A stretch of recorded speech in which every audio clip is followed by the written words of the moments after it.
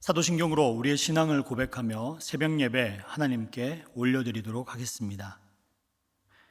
전능하사 천지를 만드신 하나님 아버지를 내가 믿사오며 그 외아들 우리 주 예수 그리스도를 믿사오니 이는 성령으로 잉태하사 동정녀 마리아에게 나시고 본디오 빌라도에게 고난을 받으사 십자가에 못 박혀 죽으시고 장사한 지 사흘 만에 죽은 자 가운데서 다시 살아나시며 하늘에 오르사 전능하신 하나님 우편에 앉아 계시다가 저리로서 산자와 죽은 자를 심판하러 오시리라. 성령을 믿사오며 거룩한 공예와 성도가 서로 교통하는 것과 죄를 사하여 주시는 것과 몸이 다시 사는 것과 영원히 사는 것을 믿사옵나이다. 아멘.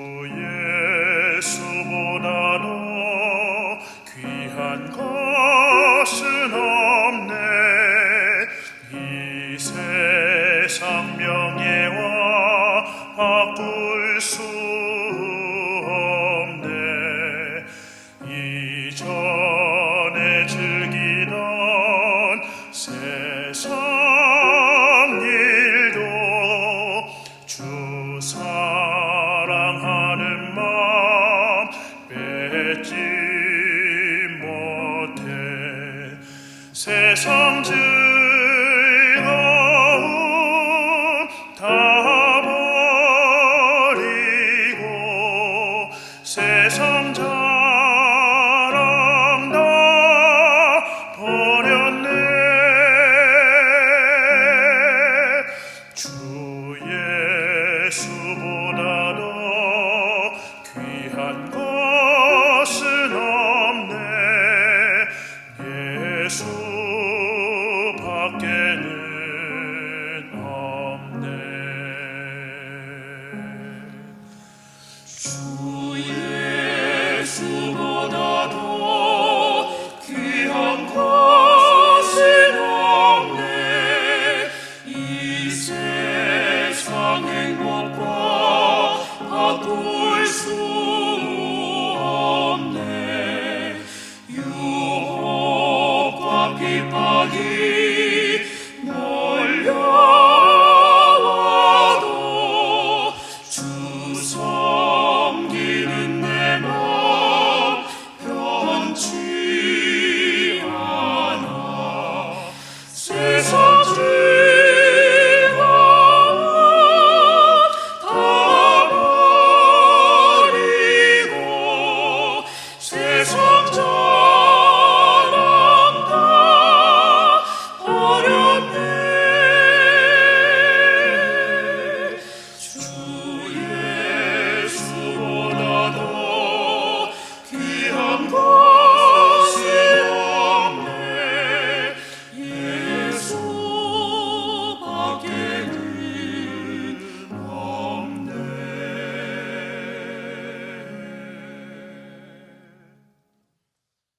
오늘 우리에게 주시는 하나님의 말씀은 잠언 27장 17절에서 22절까지의 말씀입니다.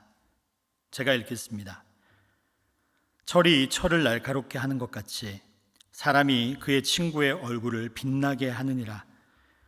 무화과 나무를 지키는 자는 그 과실을 먹고 자기 주인에게 시중드는 자는 영화를 얻느니라. 물에 비치면 얼굴이 서로 같은 것 같이 사람의 마음도 서로 비치느니라. 수올과 아바도는 만족함이 없고 사람의 눈도 만족함이 없느니라. 도가니로 은을, 풀무로 금을, 칭찬으로 사람을 단련하느니라. 미련한 자를 곡물과 함께 절구해 놓고 공의로 찌을지라도 그의 미련은 벗겨지지 아니하느니라.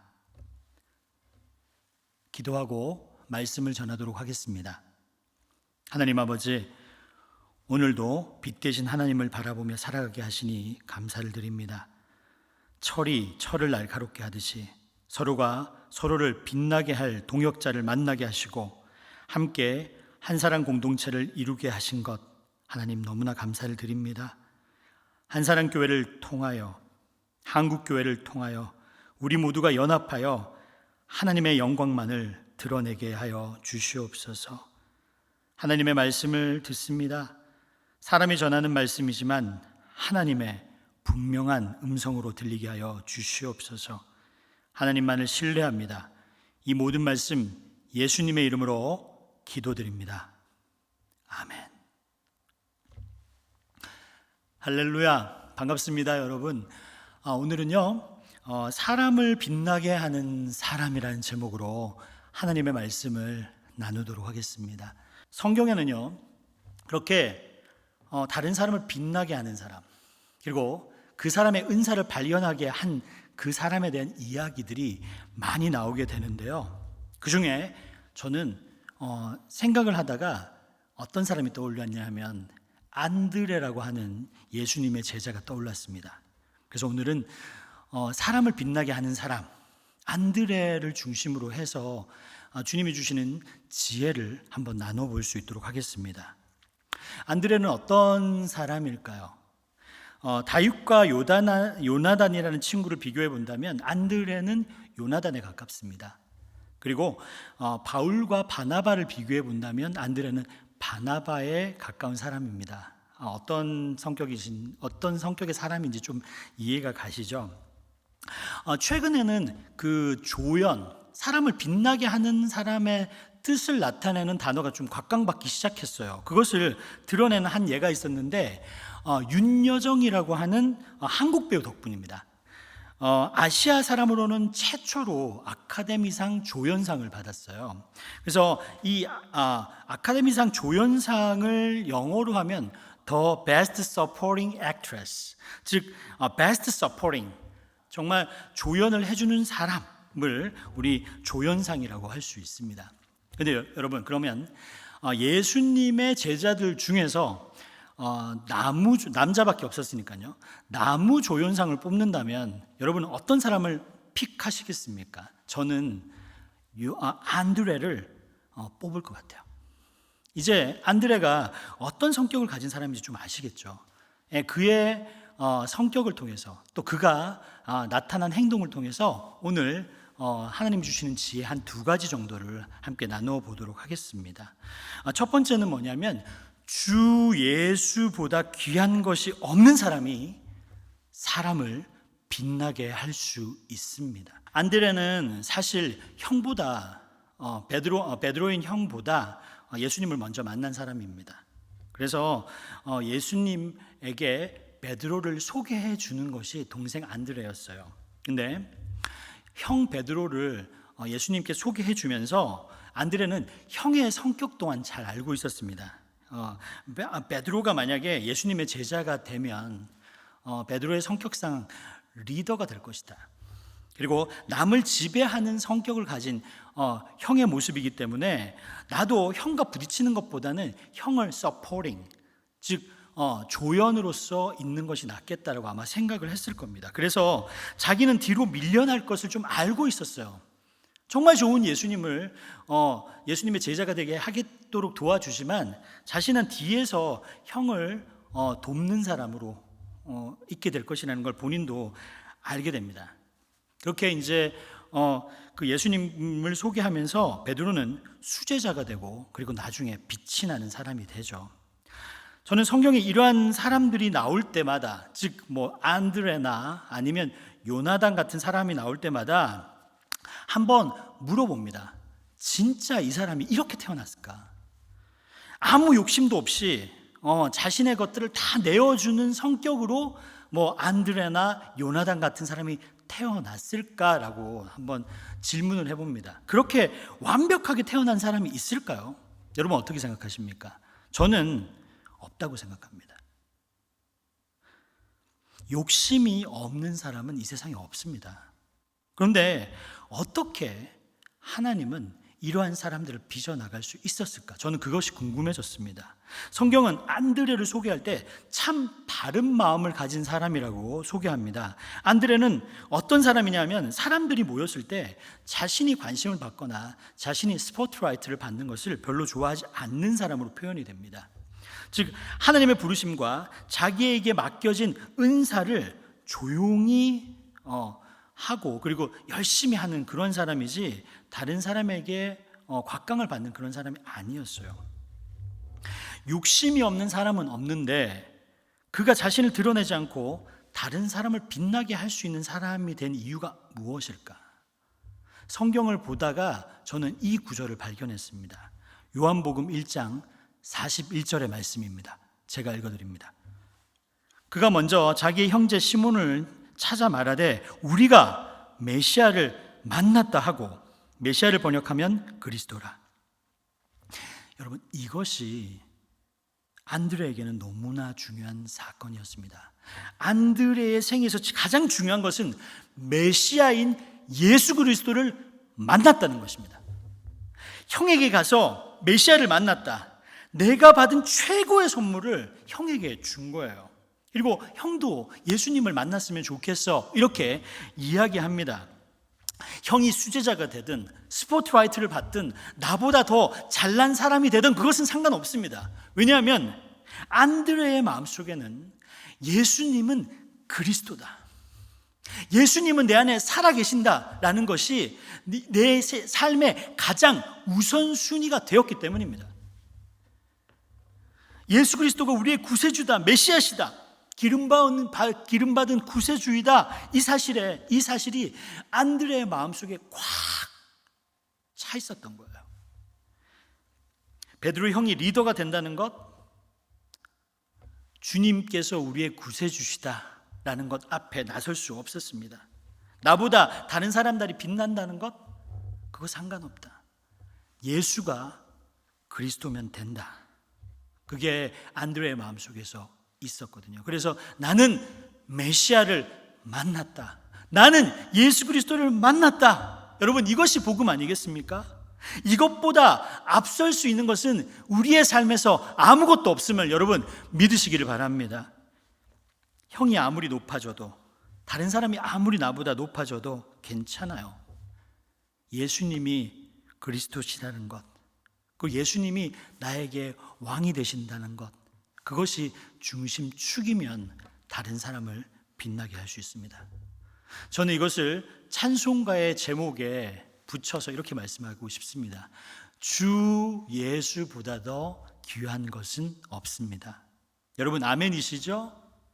안드레가 뒤로 물러나 다른 사람을 빛나게 할 수 있었던 것은 다른 어떤 것도 주 예수보다 귀한 것은 없기 때문입니다.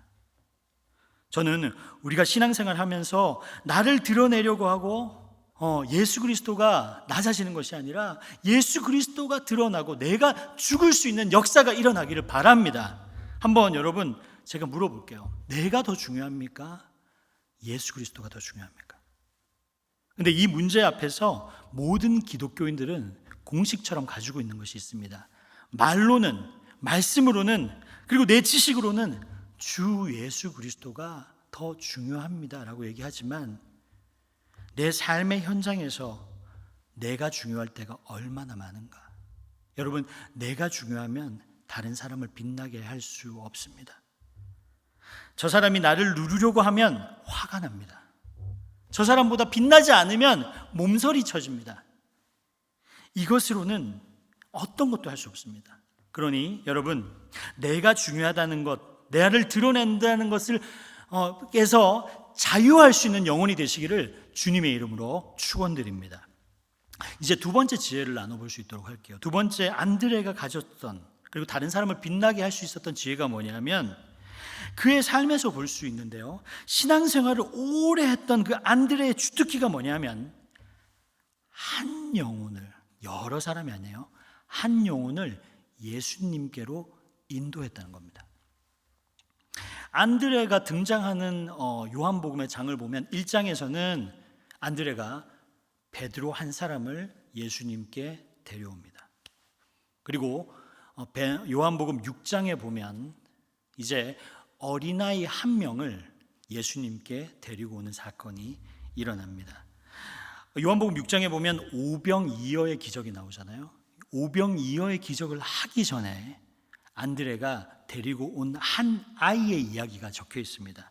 예수님께서 많은 군중들이 있었어요. 그들에게 하나님 나라에 대한 설교를 막 하신 이후에 이 군중들을 어떻게 먹일 수 있겠느냐 이렇게 물어봤어요. 그랬더니 제자 빌립이 이렇게 얘기합니다. 이 군중을 먹이려면 200데나리온이나 되는 돈이 듭니다. 예수님, 방법이 없습니다. 끝입니다. 내려보내시고 그리고 그들을 다시 먹이고 올려보내면 되지 않습니까? 이렇게 생각을 한 것 같아요. 근데 예수님께서는 너희가 먹을 것을 주라 이렇게 얘기합니다. 예수님의 이 말씀은 비합리적인 것 같습니다. 그리고 비이성적인 것 같습니다. 우리가 생각할 수 없는 방법을 예수님께서 제시하십니다. 그때 안드레가 요한복음 6장 9절에 이렇게 얘기합니다. 여기 한 아이가 있어 보리떡 5개와 물고기 2마리를 가지고 있나이다. 그러나 그것이 이 많은 사람에게 얼마나 되겠사옵나이까. 여러분, 이 말씀이 끝나자마자 예수님께서 하셨던 일이 뭐냐면 이 도시락을 이렇게 축사하시고 감사 기도를 드린 이후에 제자들이 한 번도 생각할 수 없었던 기적의 역사가 일어납니다. 5,000명이 배불리 먹고 그리고 12광주리가 남는 역사적 사건이 일어나죠. 이 기적 안에 안드레와 연결된 메시지가 있다는 것을 여러분 한번 보셨죠? 빌립의 입장에서는요, 이 소년 한 명은 보이지 않는 사람이에요. 이 소년이 가지고 있는 도시락은 아무 의미가 없는 겁니다. 그러나 안드레에게 있어서는 이 아이 한 명을 주님께 데려오는 것이 중요했습니다. 아무것도 아닌 한 소년, 아무것도 아닌 도시락 하나가 주님의 손에 들려지면 놀랍게 쓰임받을 수 있다는 사건을 보여준 것입니다. 그리스도인들은요, 어떨 때 슬퍼해야 하냐 아니면 어떨 때 내가 그리스도인으로서 살아가는 것이 맞나? 라고 생각해야 되냐 하면 한 사람을 우습게 여기는 마음이 생긴다면 우리는 슬퍼해야 합니다. 어떤 사람 한 명을 우습게 여기는 마음이 내 마음에 온다면 이것은 하나님과 원수지는 마음을 가진 것입니다. 주님에게는 소중하지 않은 사람이 한 사람도 없습니다. 한 소년이 드린 작은 도시락이든 한 과부가 드린 2 엽전이든 이 모든 이 작은 것이라도 주님께 드려지면 소중한 것이 하나도 없다는 사실을 여러분 기억하시기를 바랍니다. 사람도 마찬가지입니다. 한 소년이 이 헌신을 하나님께 올려드릴 때 얼마나 놀라운 일이 생길 것인가. 여러분, 그것을 본다면 어떠한 한 사람도 우습게 여길 일이 아닙니다. 빌립의 눈에는 한 소년은 아무것도 아니지만 주님께는 중요한 소년이었습니다. 안드레는 이 길을 걸어갔습니다. 한 사람, 한 소년, 그들을 아끼는 마음으로 살았기 때문에 예수님과 안드레는 서로 통하는 구석이 있었습니다. 이런 주님과 마음이 통한 안드레를 통해서 사랑하는 예수님께서는 하나님의 역사를 일으켜 나가십니다. 사실 예수께서 오병이어의 기적이 끝나고 나서 당신의 마음을 열어서 보여주십니다. 요한복음 6장 37절입니다. 아버지께서 내게 주시는 자는 다 내게로 올 것이요 내게 오는 자는 내가 결코 내쫓지 아니하리라. 이 말씀이 안드레의 마음속을 장악했습니다. 한 사람을 소중히 여기십시오. 한 사람을 우습게 여길 때 그리스도인들은 슬퍼해야 합니다. 이것은 하나님과 대적하는 일입니다. 그 사람이 아무리 쓸모없어 보일지라도 한 사람을 천하보다 귀하게 여기시기 바랍니다. 한 사람을 소중히 여기는 것, 그 태도를 가진 사람들이 다른 사람을 빛나게 하는 사람이요 그리고 그리스도인입니다. 왜냐하면 이 사람이 주님의 손에 붙들렸을 때 어떤 역사가 일어날지 우리는 모르기 때문입니다. 우리는 모두 유명한 사람이 아닙니다. 어떻게 보면 아무것도 아닐 수 있습니다. 그러나 주님 손에 붙들려지면 어떤 일이 일어날 줄 모릅니다. 한 사람을 소중히 여길 때 주님과 내 마음이 통하는 역사가 일어납니다. 한 사람을 소중히 여기는 마음이 회복될 때 하나님께서 원하시는 온전한 예배를 우리는 드릴 줄 믿으시길 바랍니다. 하나님과의 관계가 회복되는, 그리고 하나님을 우리가 데리고 온 그 한 영혼을 통해서 하나님의 역사가 일어날 때 하나님의 나라가 확장됨을 여러분 믿으시기를 바랍니다. 안드레는요 베드로나 한 소년같이 한 사람을 인도했을 뿐입니다. 그것이 안드레의 사역의 전부일지 몰라요. 초대교회 역사의 기록에 보면 안드레는 그리스에서 사역을 하다가 순교합니다. 헬라에서 로마로 파견된 고위 관리의 아내에게 복음을 전합니다. 그리고 그 아내는 예수님을 구주로 받아들입니다. 근데 그 남편이 그 아내의 모습을 보고 너무너무 화가 났습니다. 그리고 그 아내에게 이렇게 얘기해요. 내가 뭘 요구하든 간에 신앙은 버려라. 네가 가지고 있는 그 신앙을 버려라. 근데 그 아내는 예수님을 버리지 않았다고 합니다. 너무나 화가 나서 자기 아내에게 복음을 전한 그 사람 안드레를 붙잡아서 불러서 처형시켜서 죽여버립니다. 고통이 더욱 당할 수 있도록 십자가에 매달려 죽인 게 아니라 그 X자 십자가에 채찍으로 박아서 고통을 오래 감수하다가 죽게끔 했습니다. 그렇게 안드레는 순교했습니다. 그의 반면에 형인 베드로는 순교는 했지만 그의 삶의 사역에서 회중 앞에 설교하고 그리고 3,000명이라고 하는 큰 무리를 주님께 인도할 수 있도록 쓰임을 받았습니다. 그러나 안드레는 한 사람을 주님께 인도하는 그런 섬김의 삶을 살다가 주님께로 갔습니다. 여러분은 베드로와 같이 사역하고 싶으십니까? 아니면 안드레와 같이 사역하고 싶으십니까? 어떻게 보면 저나 여러분이나 베드로 같은 모델은 될 수 없을지 모릅니다. 그러나 안드레처럼 될 수는 있습니다.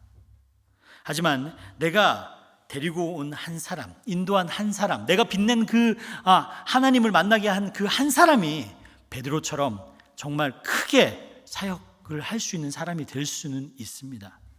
저는요 예수님을 만난 것이 너무 기쁩니다. 그리고 복음을 전하든지, 그리고 지역사회에서 여러 사람을 만나는 일, 그리고 선교사님을 섬기는 일, 이 모든 사역들이 다 기쁩니다. 그리고 앞으로도 그렇게 선교하면서 섬기면서 살고 싶습니다. 안드레처럼 주어진 한 사람을 빛내는 사람으로 살고 싶습니다. 우리가 사람을 빛내게 만들 수 있는 가장 강력한 지혜는 예수님이 그리스도가 되어야 됩니다. 이 복음이 물이 들어야, 우리가 예수님으로 가득 채워져야 다른 사람을 높이고 그리고 그를 빛낼 수 있는 사람이 될 줄 여러분 믿으시기 바랍니다. 그리고 저를 포함해서 우리 모두가 베드로처럼 3,000명을 변화시킬 수 있는 사람은 아니지만 내 평생토록 만나는 한 사람 한 사람을 주님께 인도할 수 있는 사람은 될 수 있습니다. 그래서 한 사람을 소중히 여기는 그 마음으로 여러분 사시기를 바랍니다. 이런 마음으로요 내가 만나는 사람들을 만나게 되면은 우리가 사람을 대하는 태도가 틀려집니다. 그리고 그 사람은 우리의 말과 행동, 모든 삶을 지켜보게 됩니다. 이를 통해서 하나님께 인도되는 많은 사람들이 있기를 바랍니다. 사랑하는 성도 여러분, 주 예수보다 귀한 것은 없습니다. 그리고 한 영혼을 소중히 여기는 마음을 가지십시오. 그리고 이 마음으로 우리가 살아간다면, 이 마음을 채워나간다면 철이 철을 날카롭게 하듯이 사람을 빛내는 사람이 되어 하나님 나라를 확장시키는 놀라운 사역의 역사에 여러분이 쓰임받게 되실 겁니다. 우리 함께 기도하겠습니다. 하늘에 계신 우리 아버지여, 이름이 거룩히 여김을 받으시오며 나라가 임하시오며 뜻이 하늘에서 이루어진 것 같이 땅에서도 이루어지이다. 오늘 우리에게 일용할 양식을 주시옵고 우리가 우리에게 죄 지은 자를 사하여 준 것 같이 우리의 죄를 사하여 주시옵고 우리를 시험에 들게 하지 마시옵고 다만 악에서 구하시옵소서. 나라와 권세와 영광이 아버지께 영원히 있사옵나이다. 아멘.